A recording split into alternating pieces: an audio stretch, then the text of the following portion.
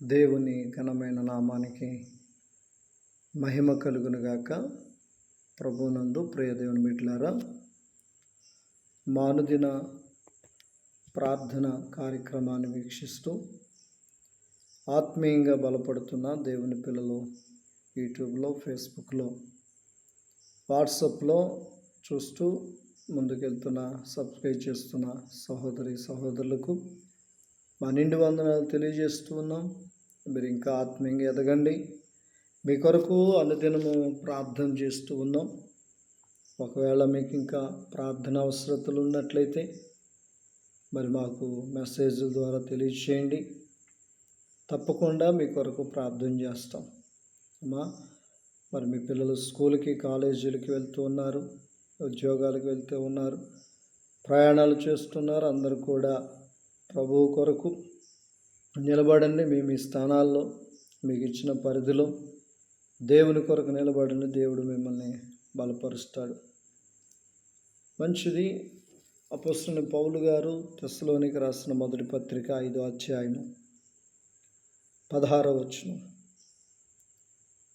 ప్రతి విషయమునందును కృతజ్ఞతాస్తుతులు చెల్లించుడి, ఇలాగు చేయుట యేసుక్రీస్తునందు మీ విషయంలో దేవుని చిత్తము.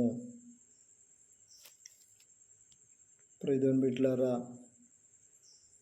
ప్రతి విషయమునందు కృతజ్ఞతాస్తుతులు చెల్లించుడి. ప్రతిరోజు వాక్యం వింటున్నాం, అలాగే ప్రార్థన చేస్తున్నాం. ఏమని?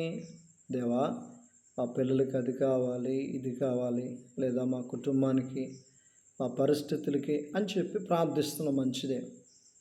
కానీ ప్రార్థించడము ప్రాముఖ్యమే. మరి మేలు పొందుకున్నాక ప్రతి విషయంలో కృతజ్ఞతలు చెల్లిస్తున్నారా? ప్రతి విషయంలో కూడా ఉదయం లేచి చేతులు పైకెత్తి కృతజ్ఞతలు, థ్యాంక్స్, కృతజ్ఞతలు చెల్లిస్తున్నావా?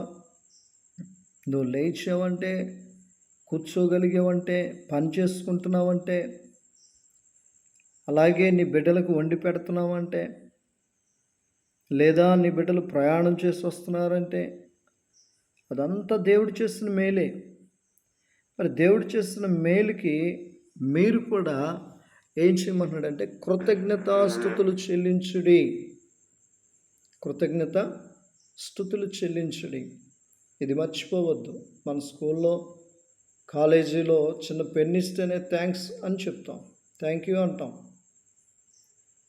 మరి దేవుడు పగలంతా కూడా, రాత్రంతా కూడా కాపాడి మీరు ఏది అడుగుతున్నారో అది ఇస్తూ ఉన్నారు. ఇస్తున్న దేవునికి కృతజ్ఞతలు ఎందుకు చెల్లించట్లేదు? మీకు అడిగింది ఇచ్చినప్పుడు మీ ఇంటి దగ్గర కృతజ్ఞత కూడిక పెట్టుకోండి. ఇదే కూడిక అంటే దేవుడు మాకు చేస్తున్న దాన్ని బట్టి కృతజ్ఞతలు చెల్లిస్తున్నామండి, కృతజ్ఞత కూడికండి అని చెప్పండి. ప్రతి విషయంలో, అదని కాదు ఇదని కాదు, ప్రతి విషయంలో కృతజ్ఞతాస్తుతులు చెల్లించండి. దావీదు గారు అలా కృతజ్ఞతలు చెల్లించేవారు. ఈరోజు మనం కూడా కృతజ్ఞతలు చెల్లించాలి. అలా కృతజ్ఞతలు చెల్లించినప్పుడు దేవుడు మిమ్మల్ని ఆశీర్వదిస్తాడు. కనుక ఇక్కడ ప్రతి విషయమునందు కృతజ్ఞతాస్తుతులు చెల్లించుడి, ఇలాగు చేయుట యేసుక్రీస్తునందు మీ విషయంలో దేవుని చిత్తం అంటది, దేవుని చిత్తం. కనుక ఎవరైనా ఇంకా కృతజ్ఞతలు చెల్లించకపోతే, 10th పాస్ అయ్యారు, ఇంటర్ పాస్ అయ్యారు, డిగ్రీ పాస్ అయ్యారు, జాబ్ వచ్చింది, మౌనంగా ఉండొద్దు. కృతజ్ఞతలు చెల్లించండి. మీ ఊరి వాళ్ళకి తెలియచేయండి, దేవుడు నాకు ఇచ్చేస్తాడని కృతజ్ఞతలు చెప్పండి. అప్పుడు వారు కూడా దేవుడు చేస్తాడనే నమ్మకం వస్తుంది. ప్రార్థన చేసుకుందాం. పరిశుద్ధుడా, ప్రేమ కలిగిన దేవా, నీ పరిశుద్ధమైన నామాన్ని బట్టి వందనాలు. ఈ ఉదయకాల సమయంలో కృతజ్ఞతలు చెల్లించమని చెప్తూ ఉన్నారు. అవును, మేము కొన్ని విషయాల్లో కృతజ్ఞతలు చెల్లించలేకపోతున్నాం. దేవా, ప్రతి విషయంలో కూడా కృతజ్ఞతలు చెల్లించేవారుగా మమ్మల్ని ఉంచండి. అలాంటి అనుభవం, అలాంటి మార్గంలో నడిపించి బిడ్డలను, కుటుంబాలను దీవించండి. ఈ దినమంతా కూడా క్షేమము, సమాధానము దయచేసి మీరే మహిమ, ఘనత, ప్రభావాలు పొందమని యేసు నామములో అడిగి పొందినాము తండ్రి. ఆమేన్. God bless you.